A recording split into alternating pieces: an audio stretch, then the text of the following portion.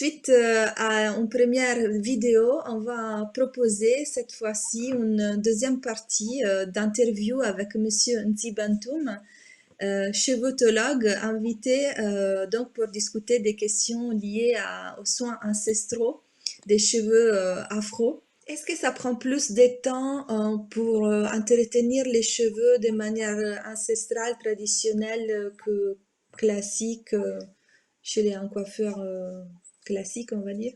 Au départ, je dirais oui, énormément. Ça peut prendre parfois, allez, en moyenne, un soin, ça peut être 3 4 heures quand même. Mais à force en fait, là, c'est plutôt parce qu'on va faire de la réparation.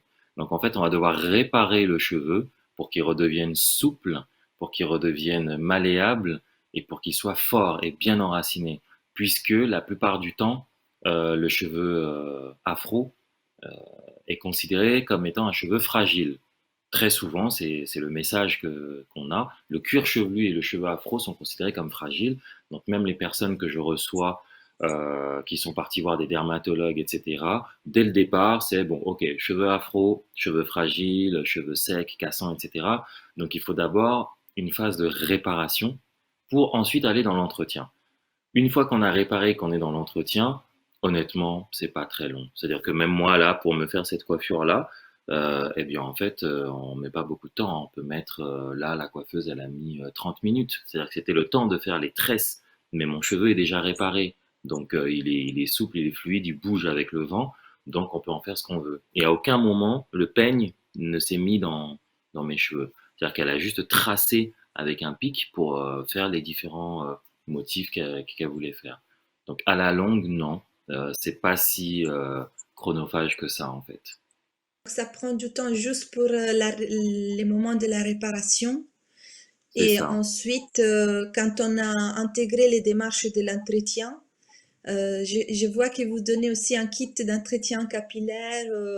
Ça, Oui, oui. c'est aux gens qui participent au masterclass. Au départ, ça s'appelait un kit de survie parce que moi, j'ai commencé à apparaître sur les réseaux justement à cause du premier confinement, puisque les salons de coiffure étaient fermés, etc.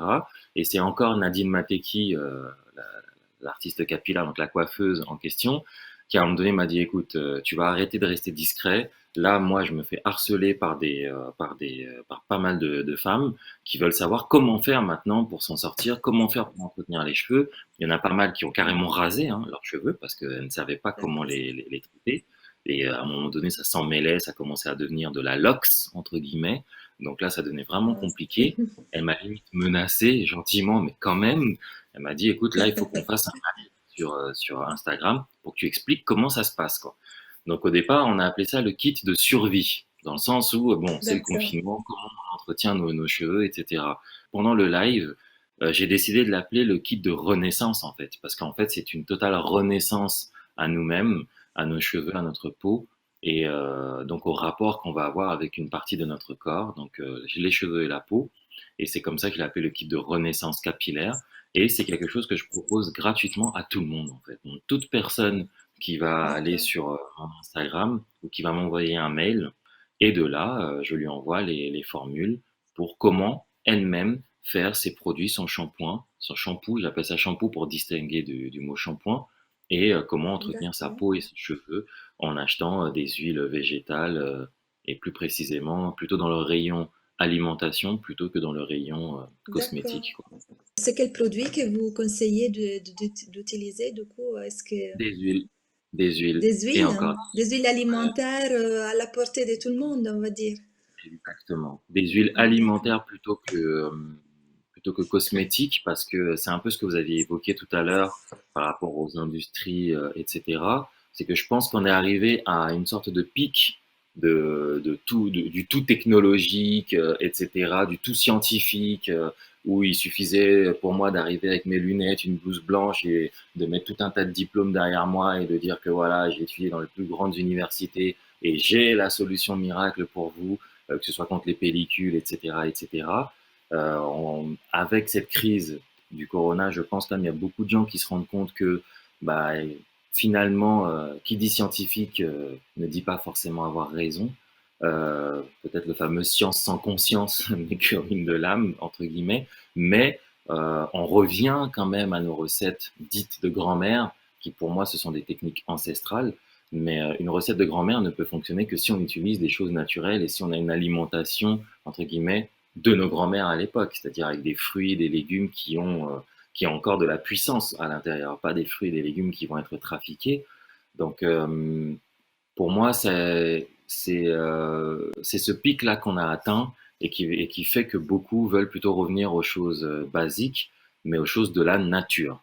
Donc forcément, ça implique de consommer des choses les plus saines possibles. Alors c'est peut-être une petite parenthèse parce que peut-être que vous ne le savez pas, mais en cosmétique, la même huile, si je prends une huile d'olive par exemple, comparée à une huile dans le rayon alimentation, elle n'aura pas la même puissance, on va dire. C'est-à-dire que l'huile d'olive dans le rayon alimentation sera encore vivante, si je puis dire. C'est-à-dire qu'on peut autoriser un certain taux de, bon, je ne vais pas dire bactéries parce que dans les huiles, les bactéries ont du mal à se développer, mais on va dire elle aura certains, pour résumer très grossièrement, de certains microbes, entre guillemets, des bons microbes ou des bonnes bactéries qui sont bonnes pour notre écosystème, etc.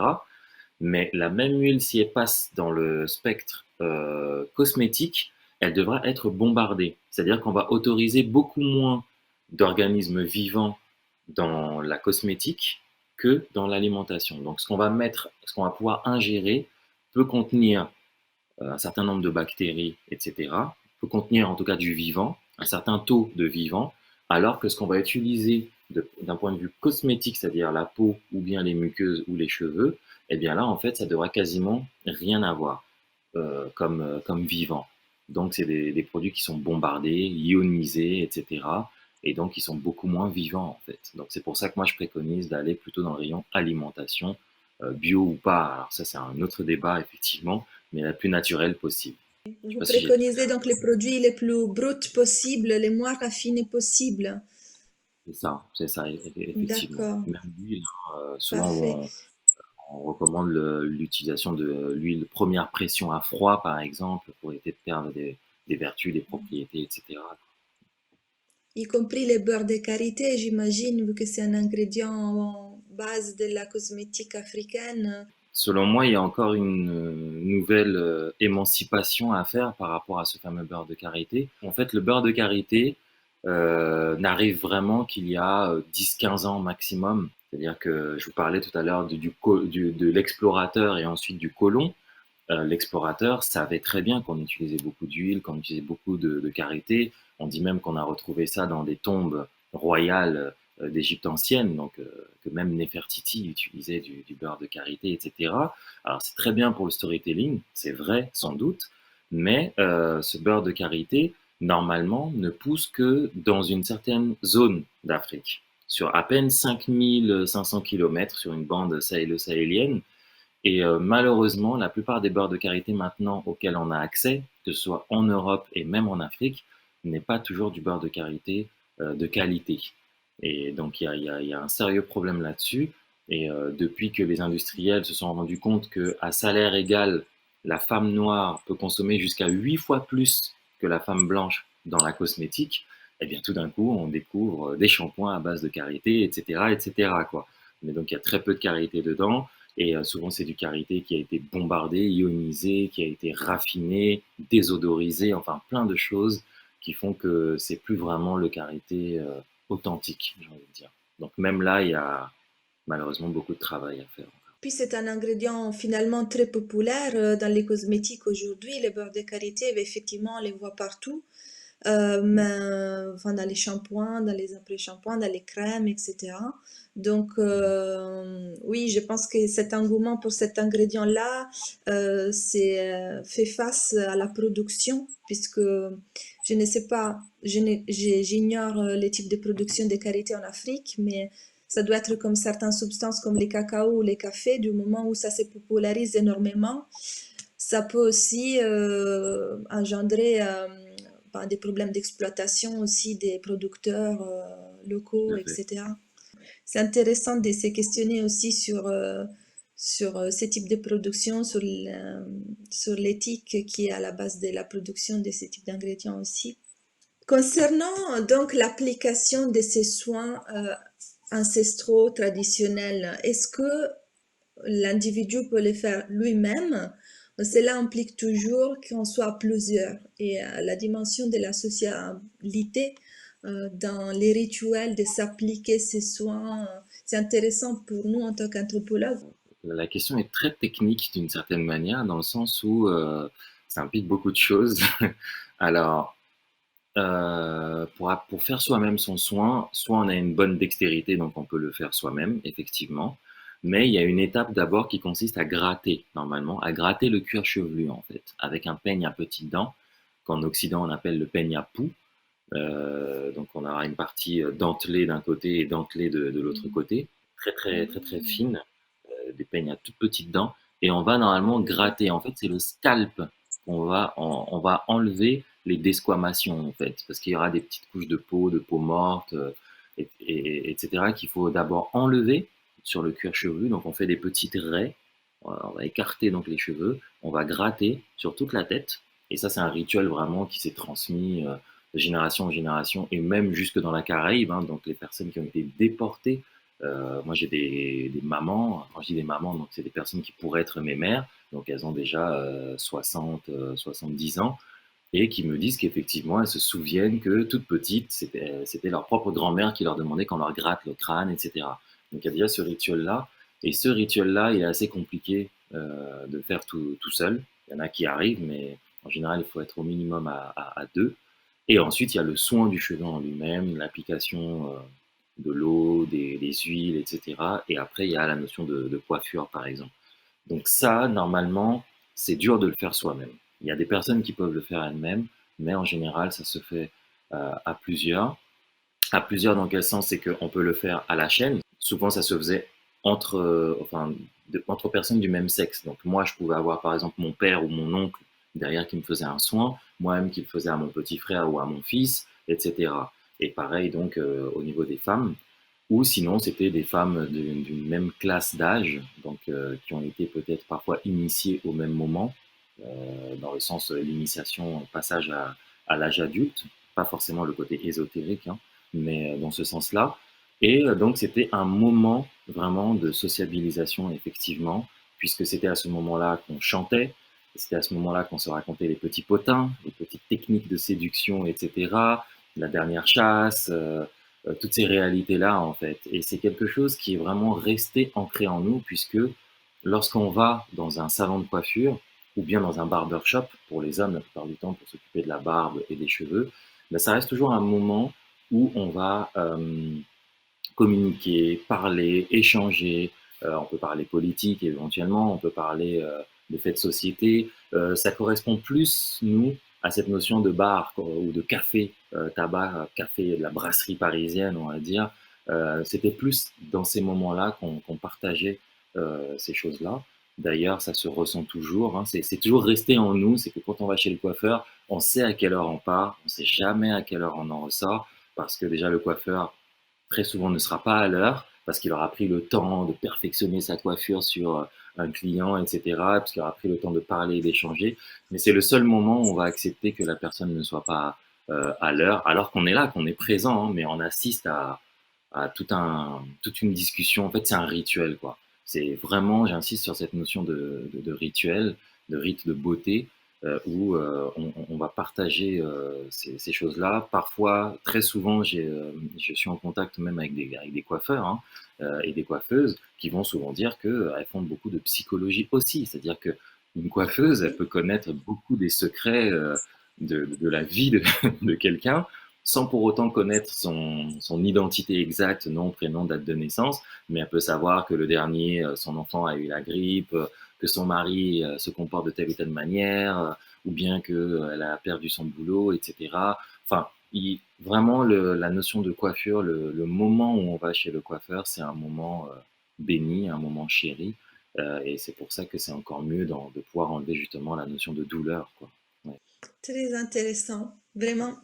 Et très intéressant aussi d'un point de vue affectif. Je pense qu'il y a un lien particulier justement entre la personne qui prend soin de nos cheveux et il y a cette... Pas n'importe qui peut nous toucher les cheveux non plus, dans ce Exactement. sens-là. Donc, c'est un coiffeur auquel on fait confiance ou bien une personne proche. Et Oui, on connaît aussi la valeur, on connaît aussi le fait que dans certaines cultures, par exemple en Afrique du Nord, les cheveux peuvent être utilisés aussi pour des enjeux de sorcellerie. Donc, on ne va pas confier notre tête à n'importe qui dans ce sens-là. Et peut-être cela indique justement c'est un marqueur d'intimité. La notion de do it yourself, donc prendre soin soi-même de ses cheveux, est quelque chose que souvent on associe à l'individu, mais finalement on pourrait dire qu'on prend soin de ses cheveux aussi à niveau collectif, à niveau groupal aussi.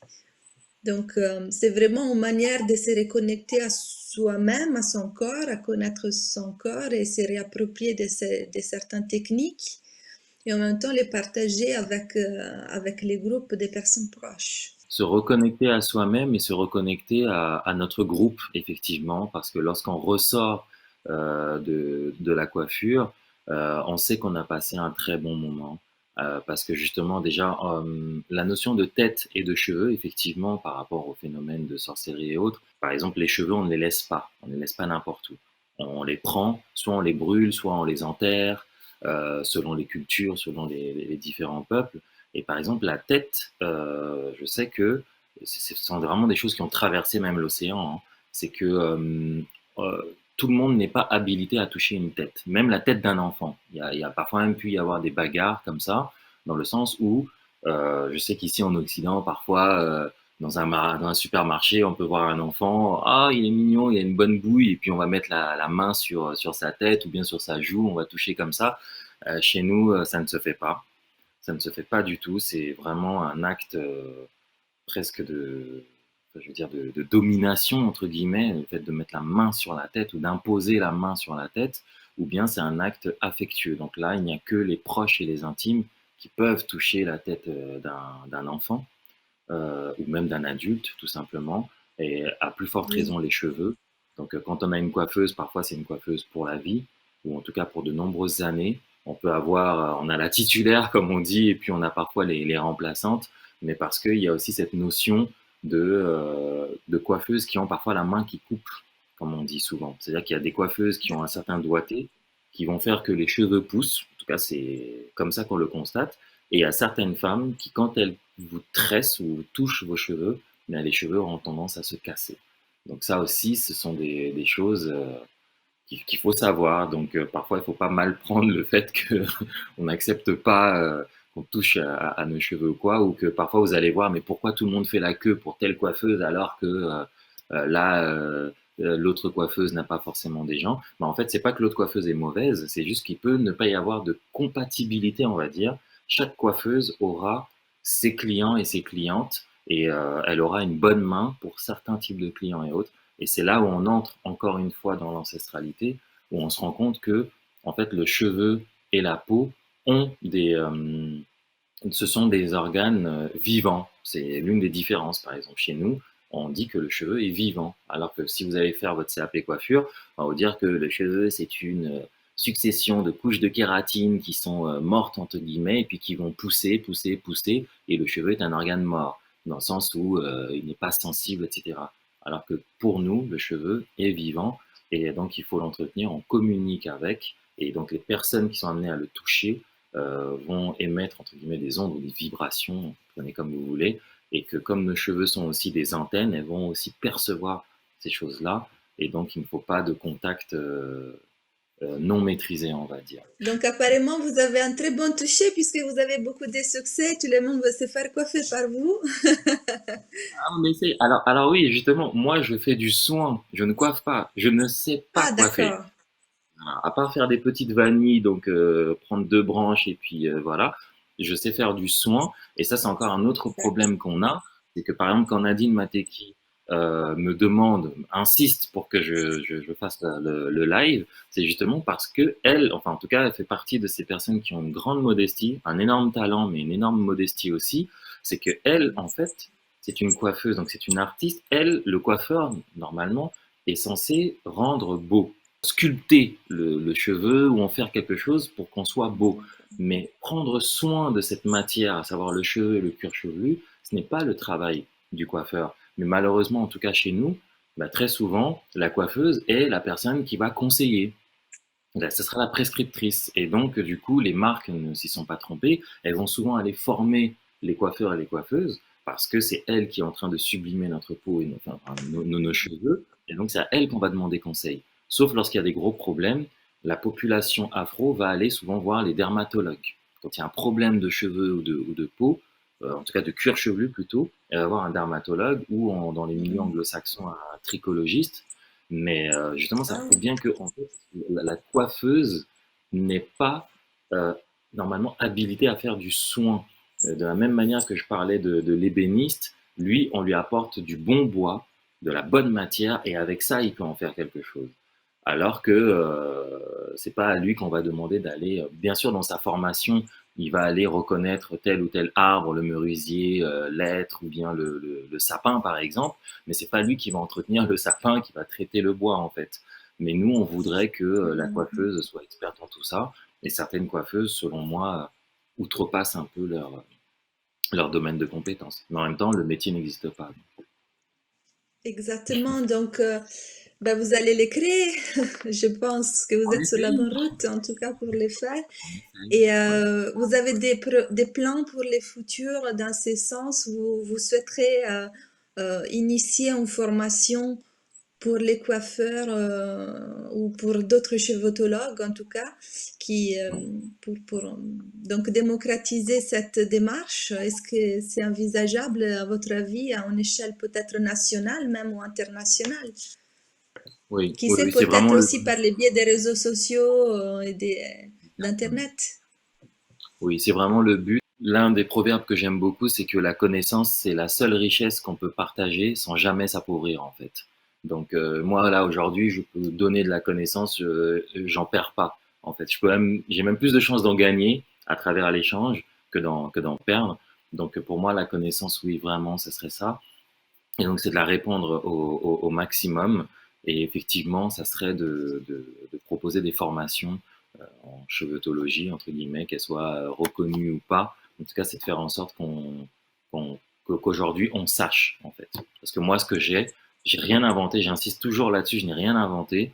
Je n'ai fait que recoller certaines informations. Et je ne suis que l'un des maillons de cette longue chaîne de transmission de la connaissance du soin euh, voire de la médecine, mais je ne suis pas médecin traditionnel, mais j'apporte quelques informations liées à la médecine traditionnelle africaine.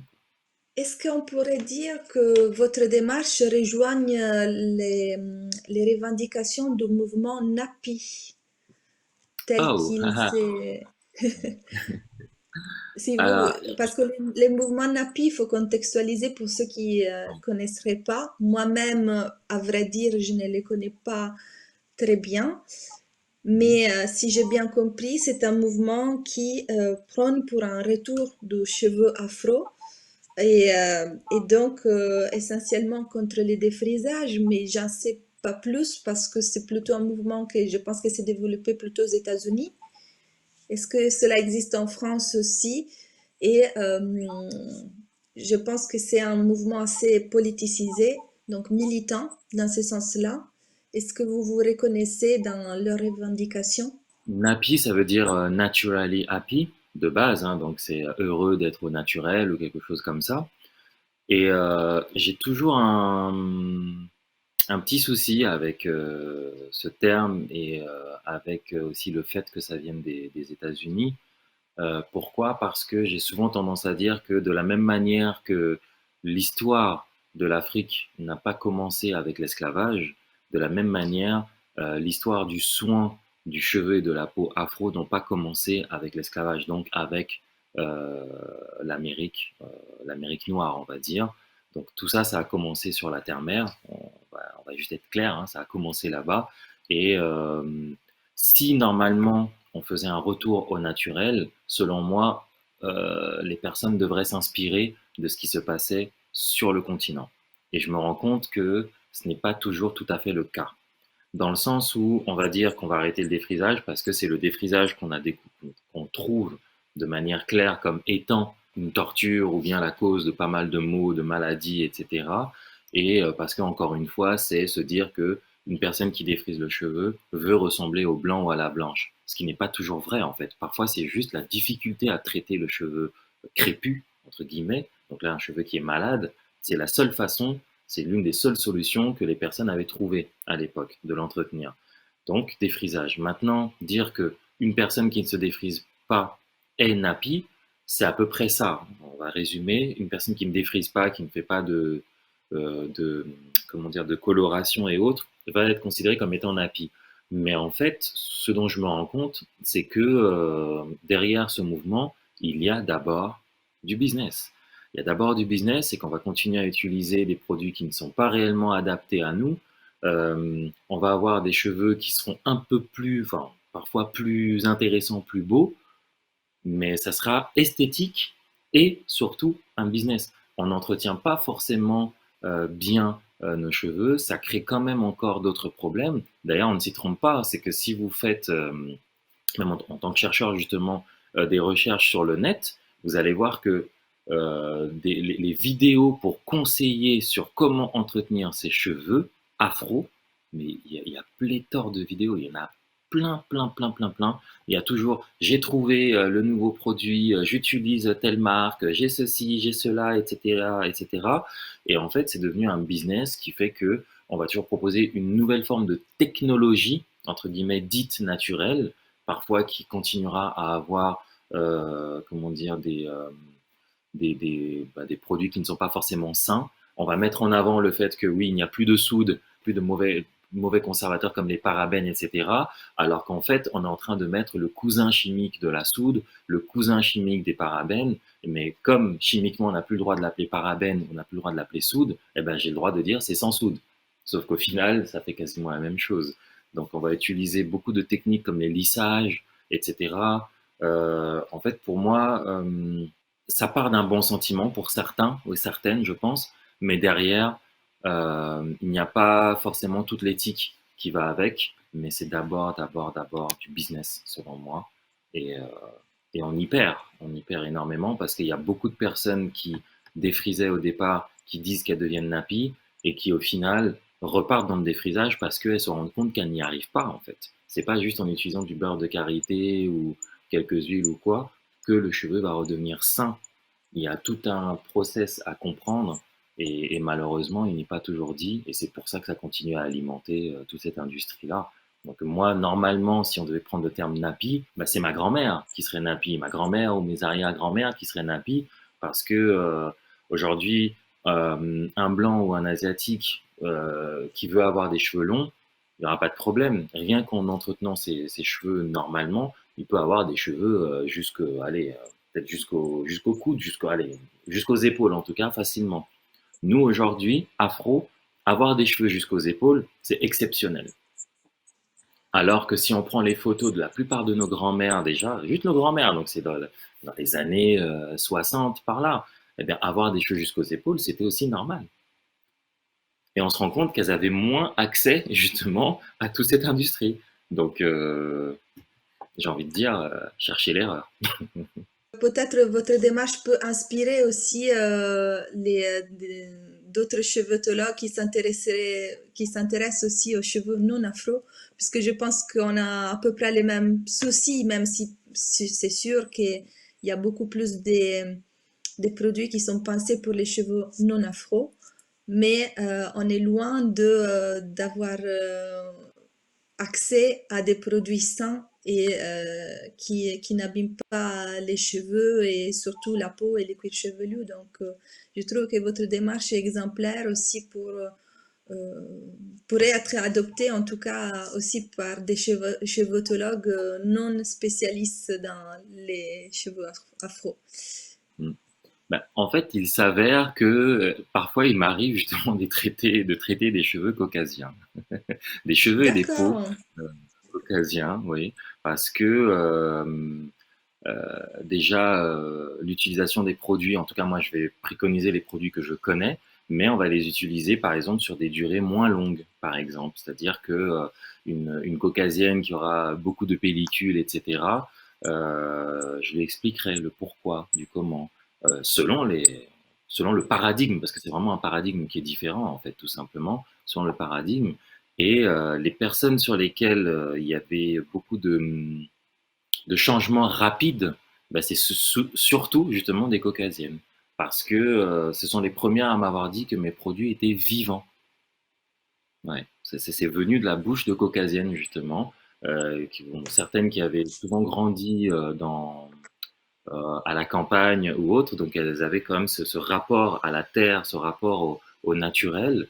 Et donc quand elles utilisaient les produits au niveau de la brillance du cheveu, le cheveu qui est beaucoup plus éclatant, on sent que voilà, il y a comme une aura entre guillemets, mais c'est souvent, ça va beaucoup plus vite avec des caucasiennes justement. Donc que ce soit pour la peau et pour les cheveux.